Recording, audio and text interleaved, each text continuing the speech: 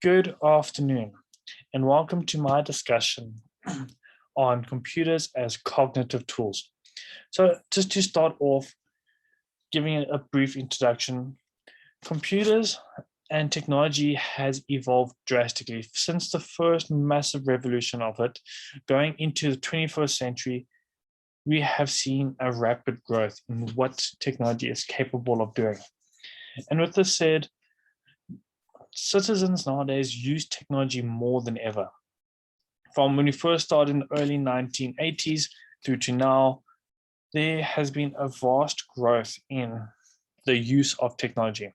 With this said, classrooms have to be adapted to incorporate this technology, but to be able to incorporate it effectively, as anyone can go and just use technology, but the way in which it's being used will determine if it will be an effective measure or non-effective. And in this brief webinar, we're going to go into depth in this podcast. We can go into depth and see the different types of theories, looking at the early theory and the current theories, and seeing cognitive tools as mind tools. How can computers and technology be used as a mind tool in our educational system? So as I said, we're going to be looking at the two different types of theory, the early theories, with such as Pierre Simon Johnson. They investigated the ways in which technology could bring thought into expressions, communicatory expressions, way in which we can communicate using technology. Whereas the current theories evaluate computers as mind tools, and looking at the different types of articles that has been done about this over the several last years, we're going to be exploring in how technology has now allowed us to incorporate a more cognitive mind tool into our list. So starting off with our early theories. As we said, Pierre in 1985 was the first person that really started going into this, and he wanted to go and investigate what were the limits of the cognitive system. So looking at what were the limits in which technology could go with the cognitive levels. Simon and Perkins and Gobstone in 1991 went and they're investigating the term and investigating the theory of functioning as designers, on how users can go and function as the designer. And this is quite an important topic because functioning as a designer, being able to go and design and create their own content, that's reaching the utmost limit of Bloom's taxonomy, his revised taxonomy. So looking in this year, it's basically how has technology allowed users to design and create the links of their own content knowledge. Okay, going on as well, they went and looked at how technology can act as a cognitive tool, and this was then investigated by Pierre in 1985. And he analyzed the different examples of cognitive technologies. So the way it actually went, the order in which the different articles were done was, in 1985, Pierre went and looked at cognitive technologies. Simon, in 1991, looked at the intelligent technologies, and then finishing off with Dr. Johansson in 1998, looked at the different mind tools. How can technology look at the mind tools? So we can see here over the 10, 13 years, how the way in which we looked at technology changed. And this is what we're going into now. So Pierre in 1985 investigated the advantages of the reorganizational approach. And this referred to the process of using technology to arrange thoughts in different formats. And this is something that's quite important because we all know that there are different ways in which thought can be carried out, the way in which we look at objects, at content knowledge. And we're going to look at how technology has allowed us to go and rethink and being able to allow for us to look at content in multiple different ways. So, for example, if we had to go look at something that is more verbal than visual, something that is more condensed and exploded, and this all can be done through technology, it will allow us to go and think differently and be able to dive into that content in a different way. In 1988, we talking about Johnson, Carr, and Yeh, which referred to mind tools as computer applications that forces the learners to engage critically with the work. And This is quite important because the main term here is to engage them critically. It's getting the learners to physically dive in on their own will to go and adapt and analyze this work. And this year was only really made possible, or it's really assisted with the term of scaffolding, which was done by Vygotsky. And scaffolding, for some of you guys that don't know, it's the term whereby external moderators or external educators can go and provide assistance to the learners, but only providing a certain amount of assistance that will allow them to achieve the higher goals and move forward up in the critical thinking ladder. By doing this here, we are engaging the learners to think by themselves, to accomplish the work by themselves and understand where they might have gone wrong and how they achieved going further. By providing too much information, too much help, can go and restrict the learner's abilities to be able to do this later on in life. Okay, Simon Perkins and Gobston in 1991 investigated how technology can be used as tools to make people more intelligent, looking at how technology has gone and increased our intelligence levels over the couple of years, and how through technology, we can gather more information, more content knowledge, how we actually can better understand it. As well as with comes technology, comes better research, comes more in-depth tests and experiments that can be done that can release better information that we can use. And they also went and they distinguished what was the effect with technology and the effect of technology. This year is quite important because they were able to go and look at what has technology done, what effects has it had on us, but as well as what can be done using this technology. And the results depended significantly on the joint efforts of Perkins and Gobston, as well as Janssen and Cole in 1988, and argued that technology should not be used to instruct learners, but rather that the learners can learn with it.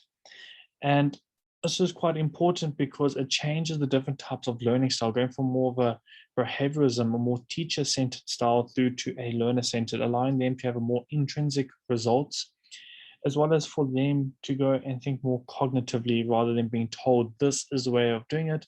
They were able to go and they're saying that no, learners should be able to use technology and adapt themselves with it.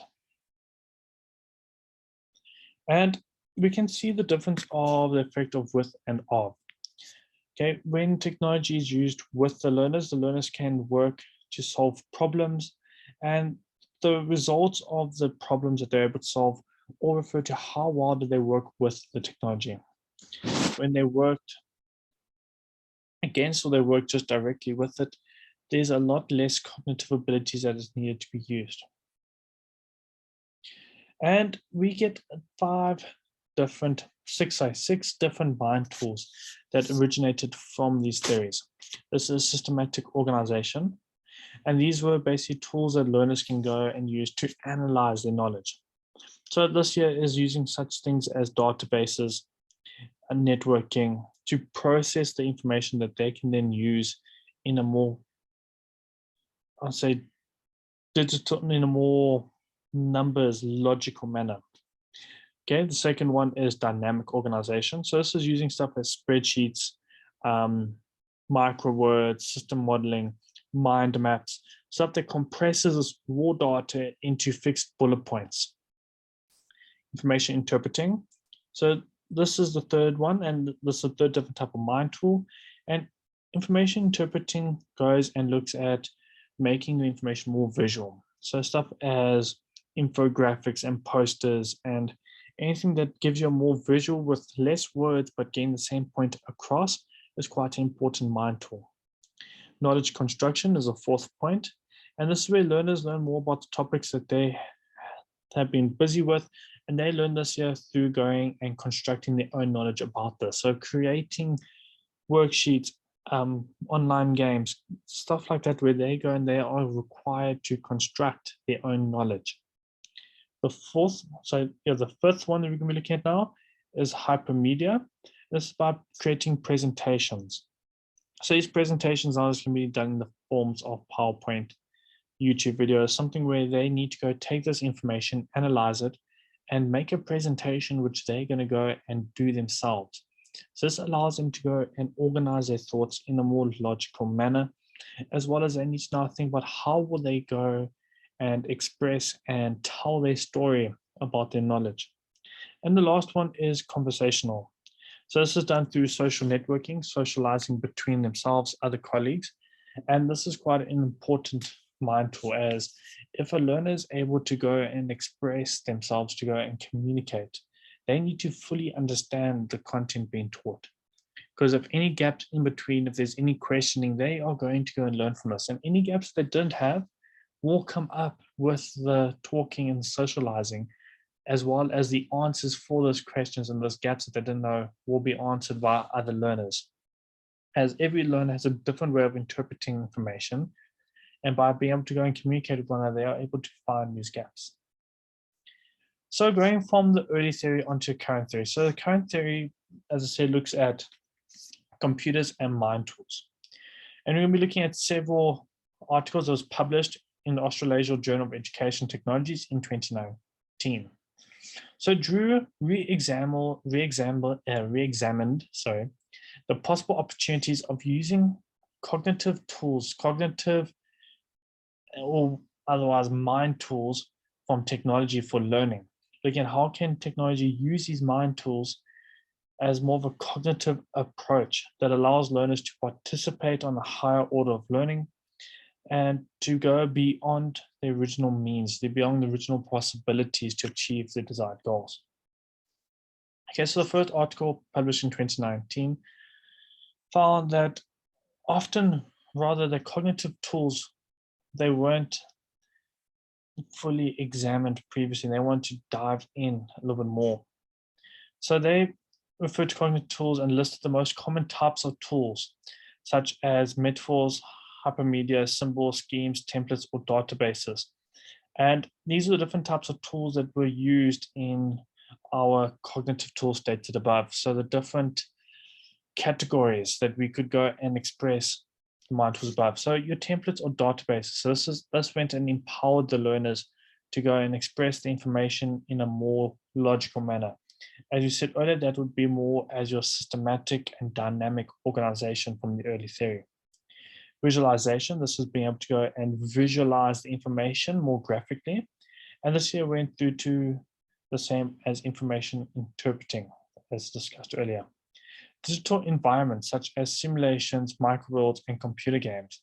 So digital environments can also relate back to visualization and templates and designs, because they can have the same sort of effects as those two, but more so for the early theories such as your systematic, dynamic, and information interpreting, being able to go and see what are the causes and responses from it.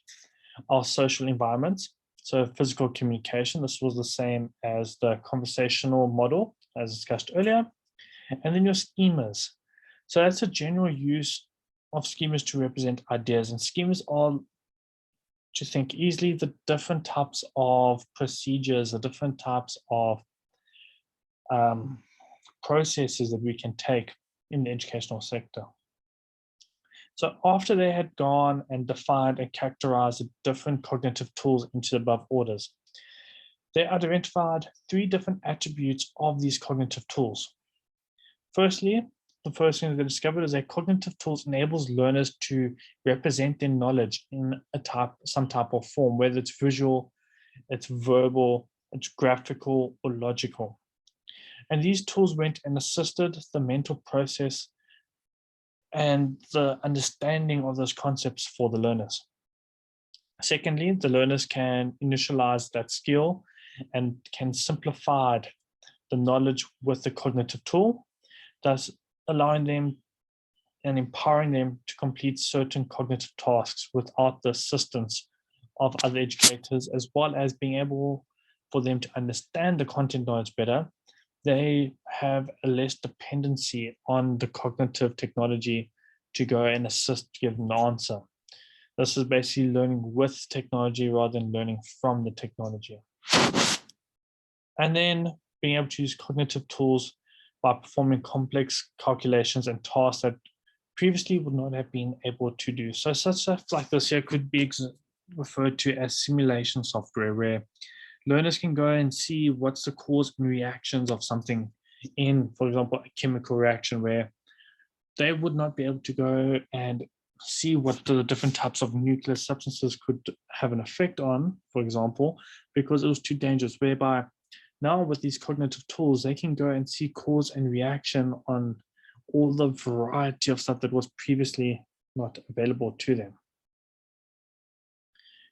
So we can see from the current and early theories that the main goal that is set out to achieve is, what has technology done for us? How has it changed? How has it developed our way of thinking?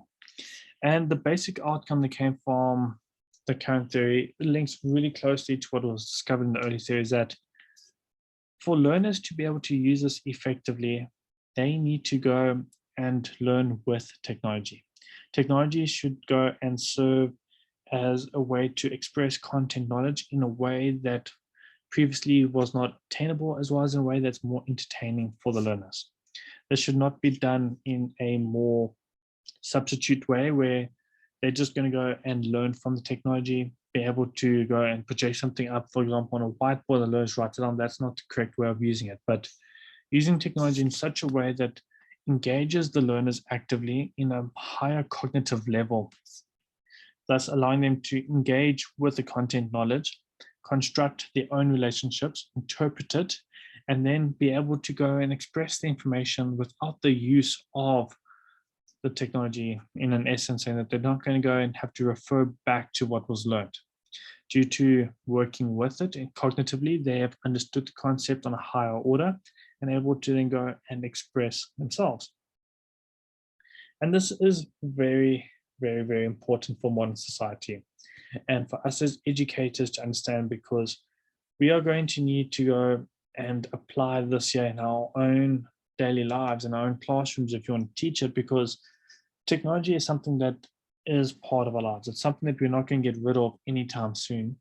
It's not going to die off. It's only going to get stronger. And thankfully, to the early and current theories that we've learned about now, that we'll be able to use this here to adapt the ways in our class that when we do get to a stage where technology will be a necessity, we were able to use it effectively due to this previous history that's learned. So I just want to say thank you so much for listening to my podcast. Thank you for bearing with me through the different types of theories.